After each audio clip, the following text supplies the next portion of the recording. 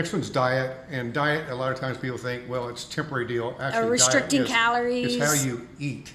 It's Right. like the ongoing how you eat. So it's your ongoing diet. We talk about that in here, and a lot of people don't really get some simple things, even on like the timing of when you eat, what you eat before you work out, and the combination. So obviously you want to be able to be on your game with your diet. Sleep, something that I see, Jenny, that people miss. I know I missed it for years. It was a blind spot for me. I'm a motivated guy, as you know, and I would just like, I'm getting by on 5 hours of sleep.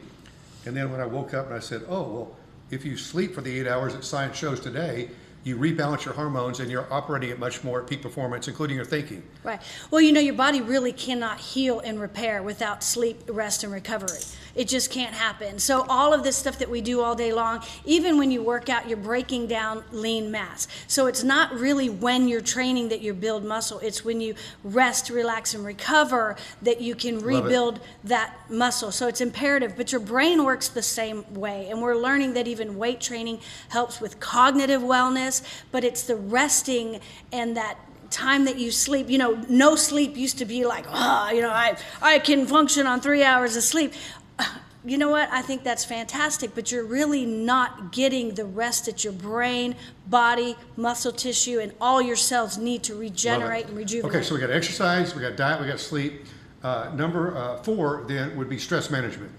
Ooh, yes. Right? Exactly. Well, so you get this constant inflammation going on, and like how you think, what you say to yourself, like stuff's going to happen in life. Well, and the thing is too, we're not going to change those things. It's going to happen. I have 4 daughters. I'm not going to get rid of them. I have to learn how to manage around them. You know, we're not going to stop driving down Dallas North Tollway, which is stressful, but we need to learn how to manage it. We don't want to get to our end of every single day where our adrenal glands are shot, our cortisol levels are shot, and learning how to manage that. Actually, the better condition that your body is in, the faster it can manage cortisol levels, which is a stress hormone. Jenny, I want to mention my best friend, Bill Conley, said to me a few years ago, when things happen, he says, ask yourself, does it really matter?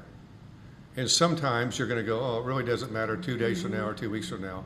And then something I put into practice I like to share with everybody is the concept of serendipity thinking.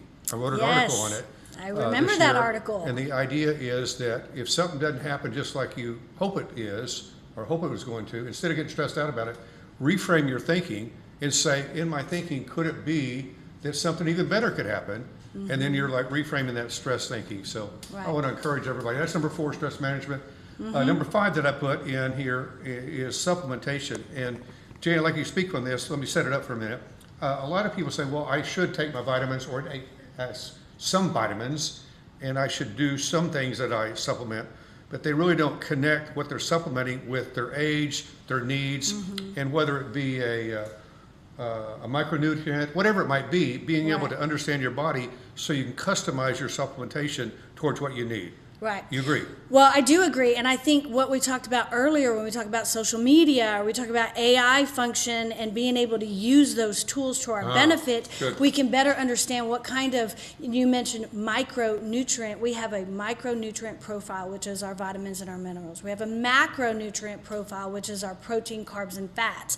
So being able to tap into that, you know, if it were 50-50 and micronutrients were just as important as macro, your proteins and carbs, then your vitamins and minerals being imperative to that. And all that fits under supplementation, right, and really making sure that whole intake, the fuel that you put in your body, is working for you, right? Right, and you don't have to be a perfectionist in this area. We don't have to be a supplement specialist in order to take some supplements that are good for you. This is where we go back to mentorship also. Find somebody that you align with that knows a little bit more about that than you do, so you're not spending money in areas that are not beneficial for you.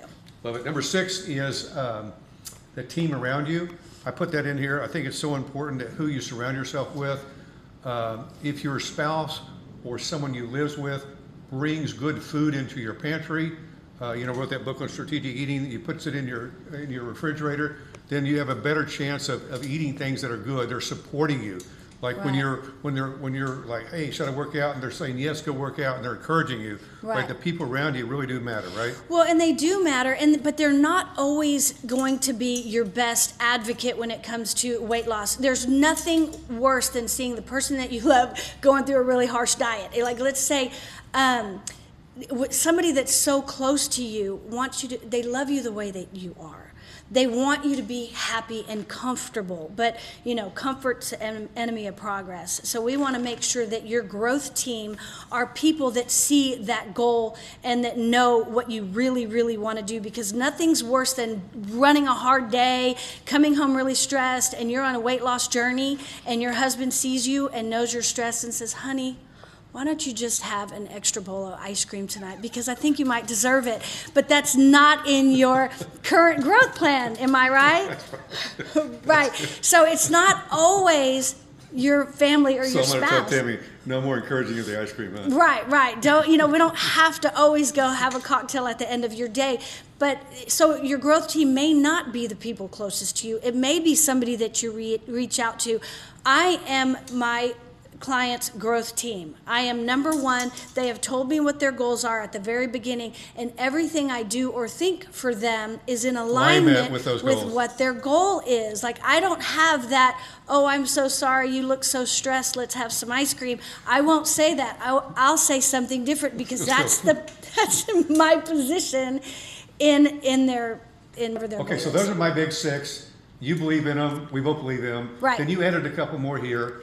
Right. Before we get to mentorship, and I know you want to pop open that book, but let's talk about risk management and hydration. Those are two things I probably should have put heavier in my books. Right. That's Those are okay. two We things. can write another book. Okay, we'll do it. Let's do it.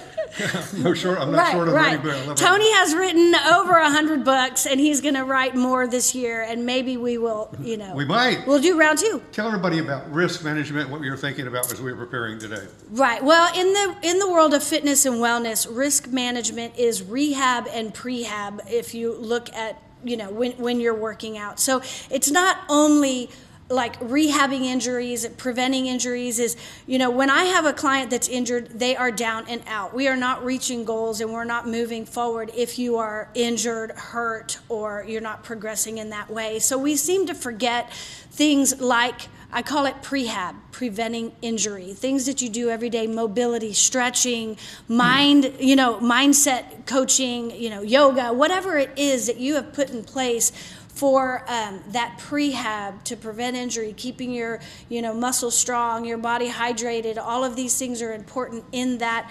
prehab. It doesn't have to happen all day, every day. It could be very small, a few tasks every day, but prehab being imperative, one, to keep my clients in the gym and keep them healthy, but to keep everybody, when we're sick and tired, then we're down. So that we don't have any progress going on there. All right, so do your spill in water. Water, well, hydration, most people are dehydrated anyway. I mean, we have really And seen... did you know this? I don't know if you do this, and I'll interrupt you for a second, that if you have a heart attack or a stroke and you're dehydrated, you're toast.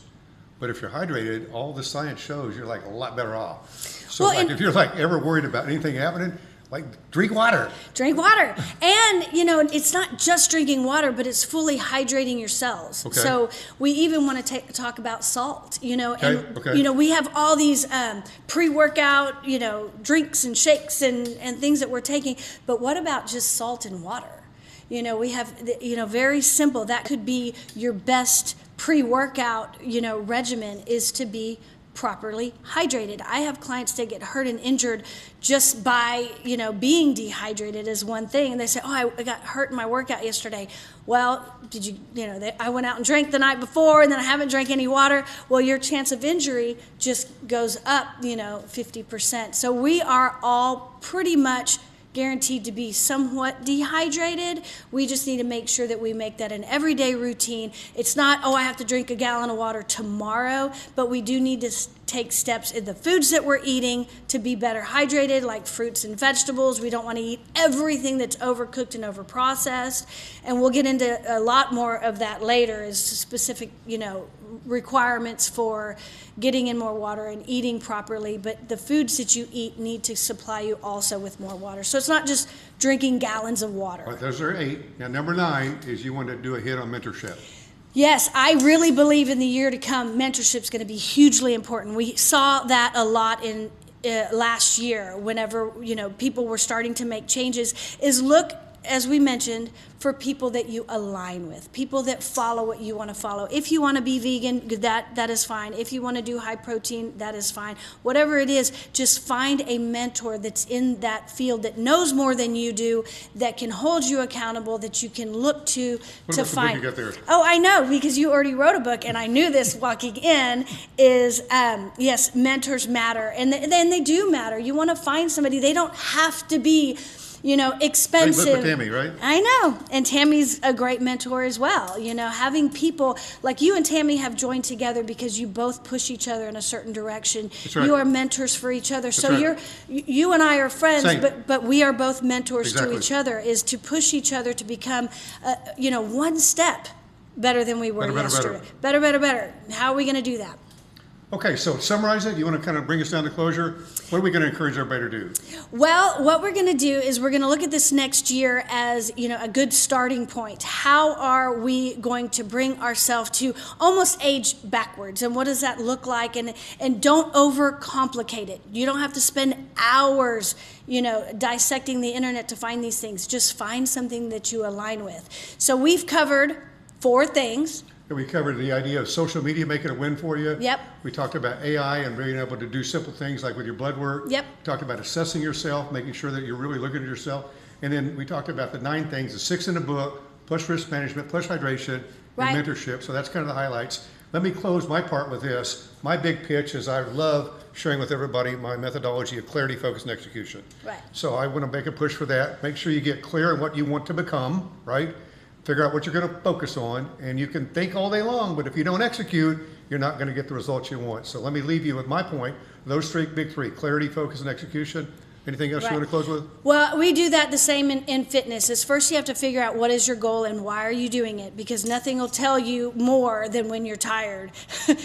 You'll figure out, that'll be asking you why you're doing it. So that's one thing, and you mentioned focus. We do that too. What are you focusing on in order to reach your goal? And it doesn't have to be overcomplicated. We are overcomplicating the act of health and wellness, and it doesn't really have to be. And then execution. So don't set your goals so lofty that you can't reach it. Not everybody needs to run a marathon. Not everybody even needs to run. But we do need to execute, and we need to follow systems that align with what we're wanting to get out of this next year. Jenny Williams, you're the best. You are the best. You guys have a good year.